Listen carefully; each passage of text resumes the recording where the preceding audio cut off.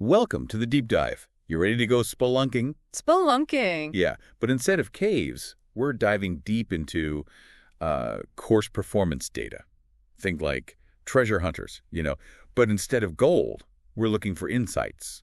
Hidden in your grade analysis? Like a money ball, but for academics, huh? Exactly. Not just the final score. We want to see how all the pieces fit together, uncover some hidden strengths, maybe even a few spots for improvement, right? Right, because that final grade, it's just one data point, doesn't tell the whole story. So let's get the lay of the land first. We've got 12 assessments in total, and you finished with an average of, drumroll please, 88.33%. Very strong. And the data shows a standard deviation of 10.99%. Which means... Which means your performance was pretty consistent across all those assessments. Okay, but wait. Is consistency always good? I mean, what if you were consistently average? Wouldn't some, peaks and valleys be better? Show you're pushing boundaries? That's a good point. I mean, consistency shows you've got a solid grasp of the fundamentals. But you're right, some variation is natural.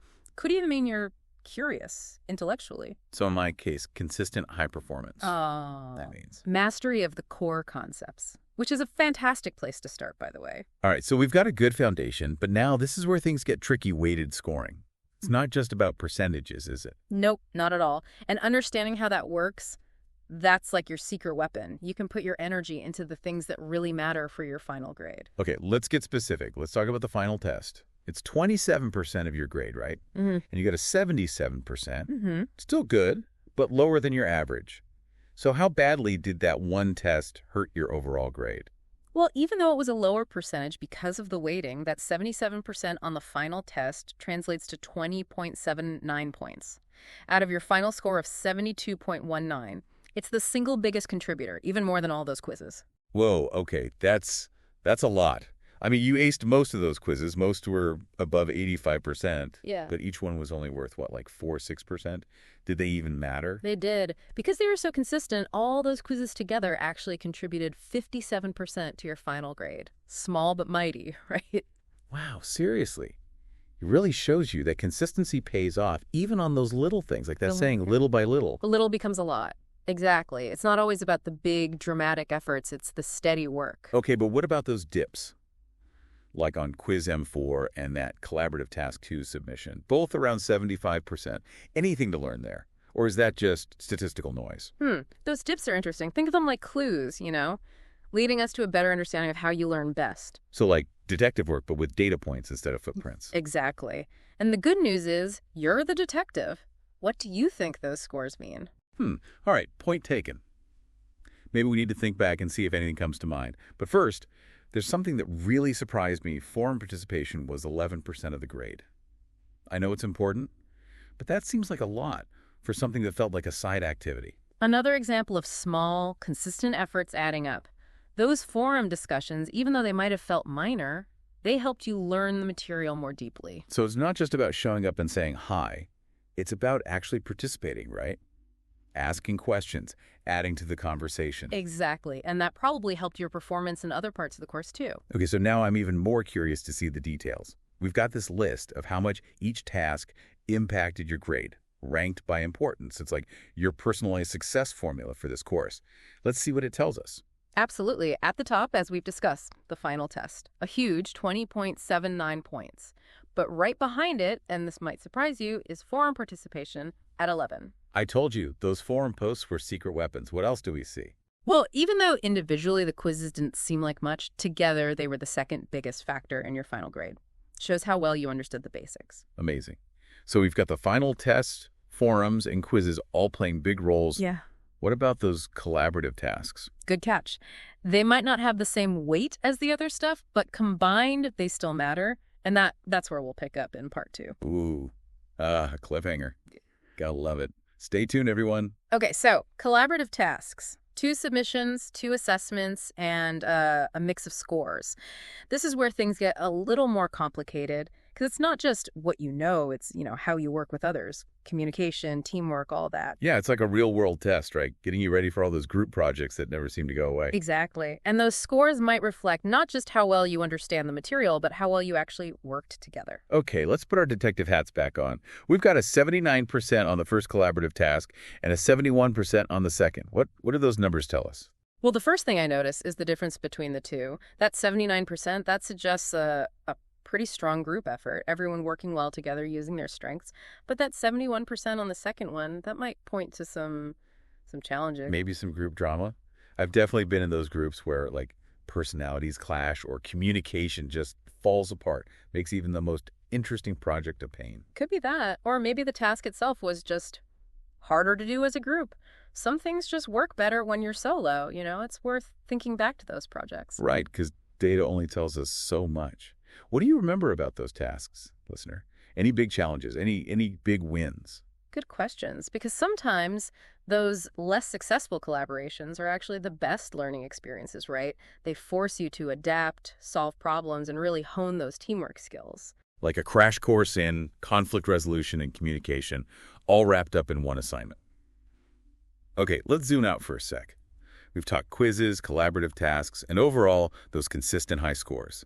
They tell a story, strong foundation, and you work well with others. But there's still that one big thing, the final test. The final test, the big one, 27% of your grade, and you got a 77%.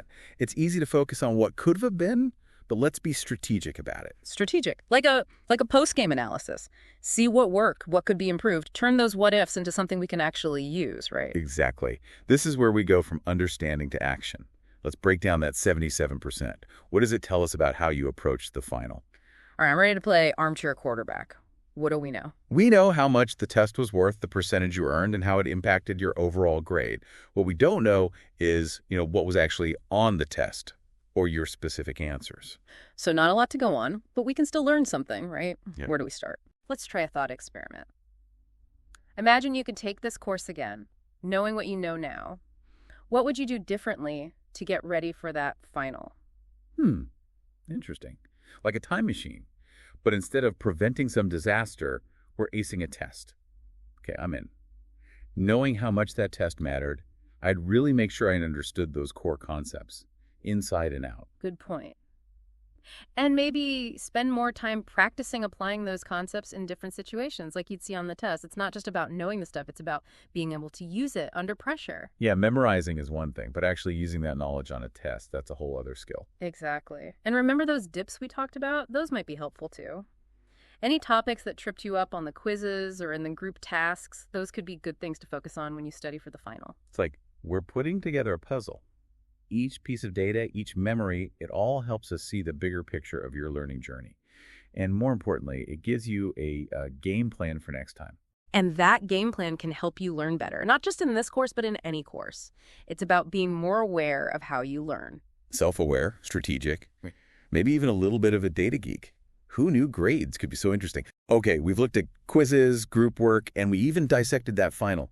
Anything else we can learn from this data? Well, there's still that 11% from forum participation. Let's dig into why that seemingly small contribution had such a big impact. All right, let's unlock the secrets of forum domination. I'm ready. Okay, so forum domination, 11% of the final grade. Seriously, those posts were like little ninjas racking up points in the background. Remember how we talked about small, consistent effort? This is it. Each comment, each question, it all added up. It's like a secret bonus level in a video game. But instead of extra lives, you get a better grade. Exactly. And those forum posts probably helped you understand things better, too, more than just reading would, engaging with the ideas, challenging them, asking questions. That's active learning. So it's not just about posting. It's about really using the forum to, wrestle with the material. Yeah, being an active participant in your own learning. And that probably helped you in other parts of the course, too. Okay, I'm seeing a pattern here. Consistency, engagement, strategy. It's all connected, isn't it? Is there a golden rule we can take away from all this for being successful academically? I think it's about mindful engagement, really being present, being active, and understanding how everything fits together. Making your effort count. Mindful engagement. I like that. It's not just about how much time you spend, it's how you spend it. That's it. Well, we've covered a lot today. Big picture stuff and those tiny but mighty forum posts. We found some hidden strengths, some areas to work on, and maybe even figured out how to approach learning in a more, intentional way. And if I leave you with one last thought, it would be this. If you could retake this course, knowing what you know now, what would you do differently? Ooh, that's a good one. It's not about regret. It's about using what we learned to do better next time. So listener, What did you discover about yourself during this deep dive? Your strengths, your learning style, how you approach your work. And how can you use all that to totally crush your next challenge? This deep dive was just the beginning. Keep learning, keep growing, and keep those questions coming. See you next time.